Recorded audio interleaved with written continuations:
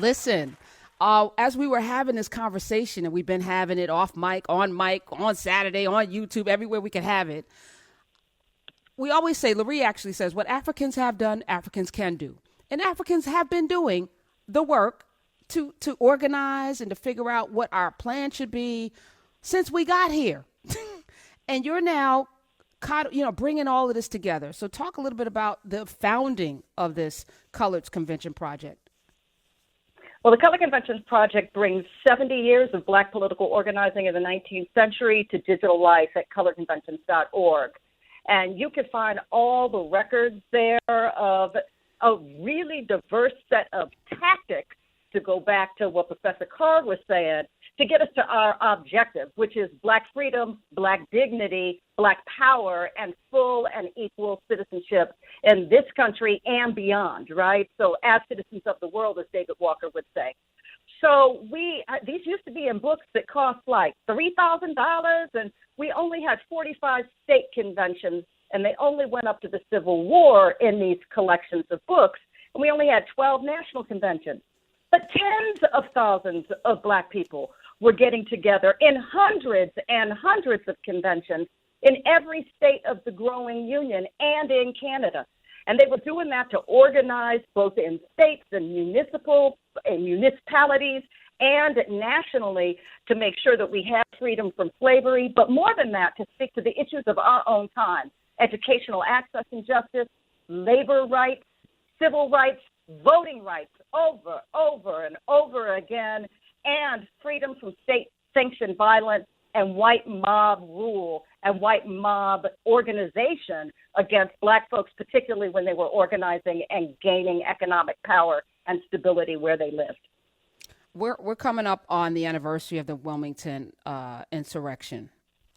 Yeah. And I think about we're coming up on an election that I think is going to be wrought with a lot of chaos and violence.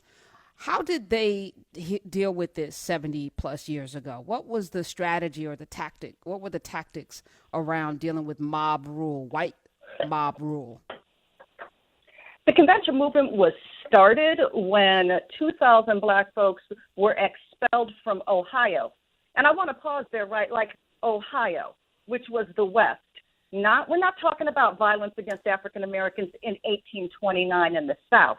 We're talking about endemic violence against Black communities, particularly as we grow and thrive, right? That happened in the 1820s, where the Black laws that had been running dormant for many years were reactivated by folks who were feeling displaced.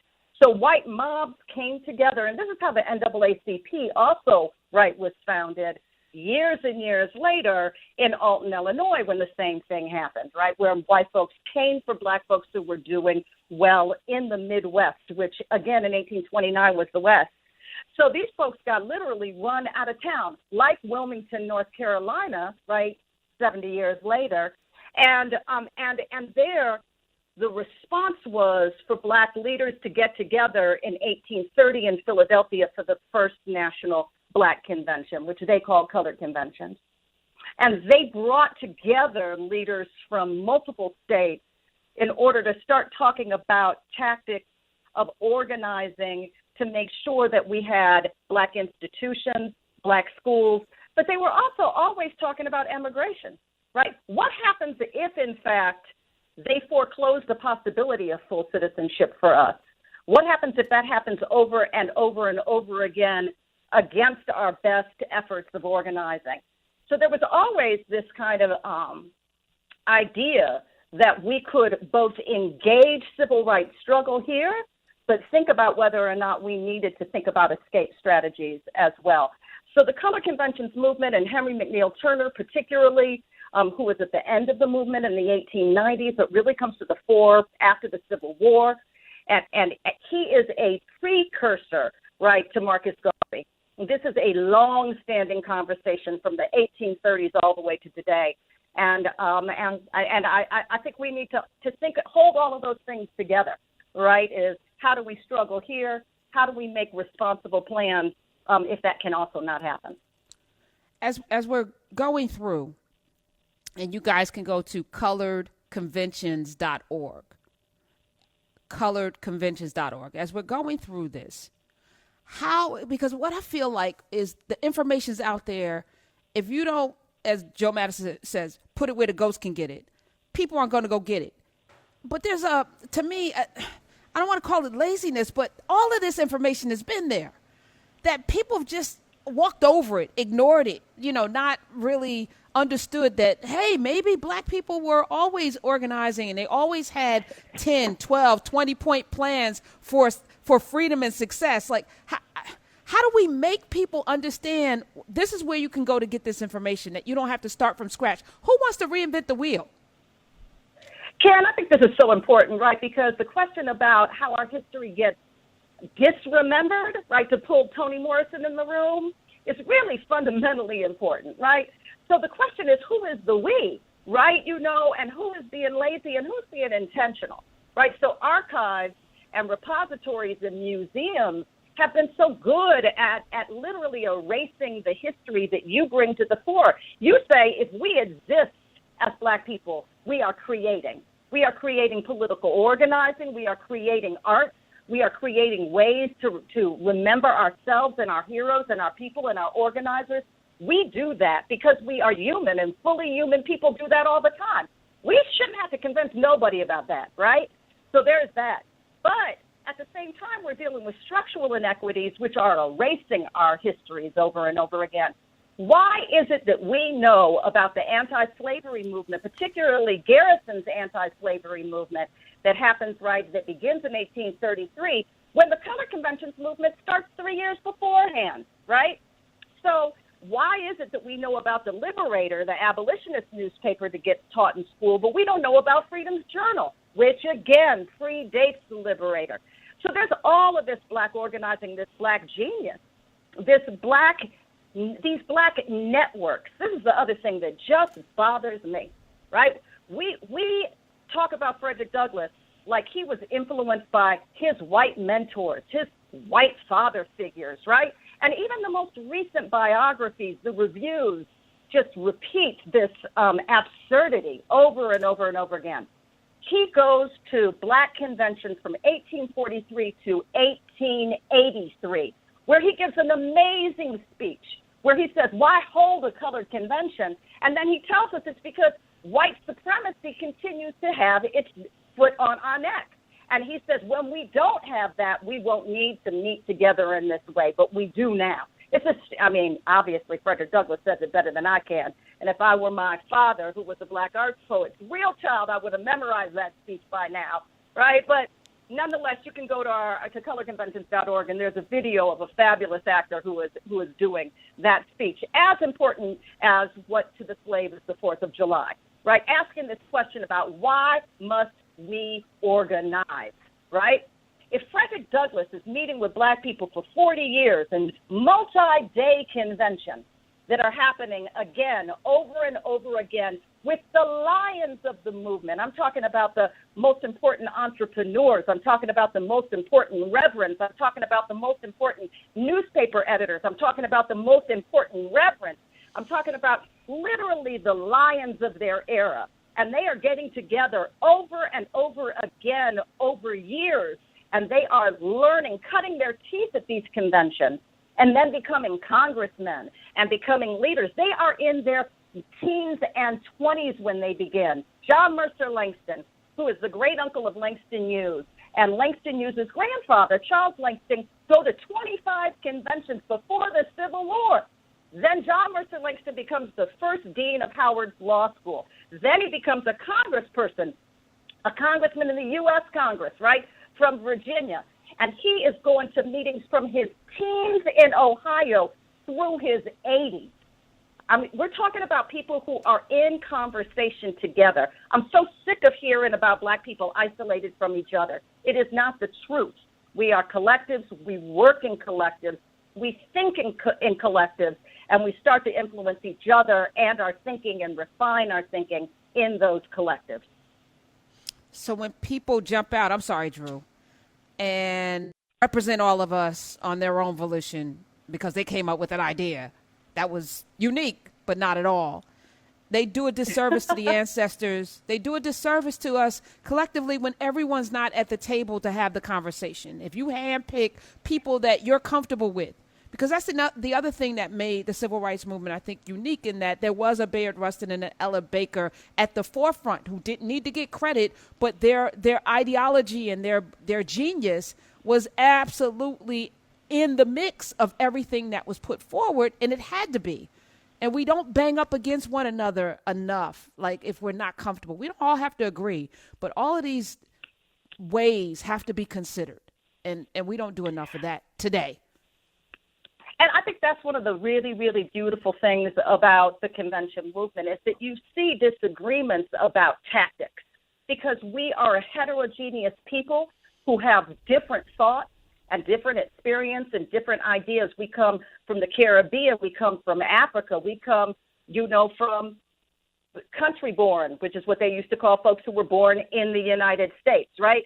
So we have all of these folks and much more mobility as Black people in the 19th century, too, right? The head of Freedom's Journal, John Russell, goes to Liberia. Martin Delaney is moving all over. Oh, my favorite story is Mifflin Gibbs, who begins in Philadelphia, then goes to California because all these Black folks are going out for the gold rush. He gets rich and establishes this amazing store, starts one of the first Black papers after the 1855 California Black Convention. They have one in 55, 56, 57. Then they get run out of town because a white mob comes and runs them out. What does Caritha Mitchell say? She says, success beckons the mob, right? It's not when we are not doing well that they come for us. It's when we are doing well that they come for us, right? White supremacy hates Black excellence. White supremacy don't care nothing about Black mediocrity, right? It hates Black excellence. And so it came for us there. He goes up to Canada on the West Coast, then comes back down, goes to a convention. Someone tells him he should go to Arkansas. He becomes the first Black elected judge in the entire country, settles down in Arkansas. His brother starts, and his child goes and becomes a state congressman in Florida. Again, they start in Philadelphia, and he's one of the people who begins FAMU. There is a Gibbs Hall, right now at FAMU because of the activism and the strategies they learn in conventions that then spread out to the other kind of work that people are doing for generations. It's fascinating. Dr. Foreman, when I hear you talk and tell these stories, it makes me feel like how we. I always say that when people know how powerful they are, they move through the world differently. When you've seen the things that you understand what we've accomplished, you move through the world differently. The disconnect between our history and what we think our possibilities and capabilities are, that delta has grown so much by us being educated in schools that we don't run, right? That's my personal opinion, but I think there's a modicum of truth to it that's self-evident. Can you talk about who got to come to the convention? Because we have all of this conversation going on right now of who are Black leaders. What does it mean to be one, right? Like, who comes to the convention? Who's at the table? I love that question. And remind me to talk about why Black women's leadership and infrastructure is so important, too. Whose names get recorded and whose don't. There is this, well, first of all, let me say that we know all the leaders, and I called some of their names right beforehand, and they're all at the convention with each other. But that's a couple of hundred people, right? And there are tens of thousands of people who go to the convention. So I'm going to tell a leadership story, then I'm going to tell what actually makes the convention run story, right? So we have a North American teaching partner. We have a curriculum. People adopt the curriculum. And we had a North American teaching partner. She had her students doing some research. And in the 1847 convention, where they really talk about the Black press and the importance of not only having Black press, but people who are in jobs in the Black press, right?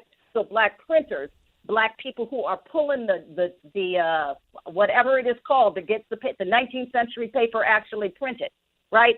And Black workers, Black distributors, right, and distribution agents. They're talking about that.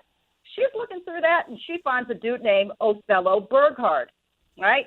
Othello Burghardt ain't nobody, right? But his grandchild from Great Barrington, he was the delegate from Great Barrington, Massachusetts. Karen Hunter is smiling over there. She knows where we're going here. What's his grandson's name? Would that be W.E.B. Du Bois or Dubois? Would it be? All right. There's Du Bois's grandfather. Du Bois's grandfather isn't anybody, right? But then he passes on, right, that kind of organizing tactic, that interest, right, that organizing structure, right? And there we see a Du Bois starting, right, the Niagara movement and then the NAACP. I want to get to your question more directly, though. There are tens of thousands of people there at these conventions, and there is a difference between the state and the national convention. So in the state conventions, you're getting delegates who are chosen from reading rooms, from churches.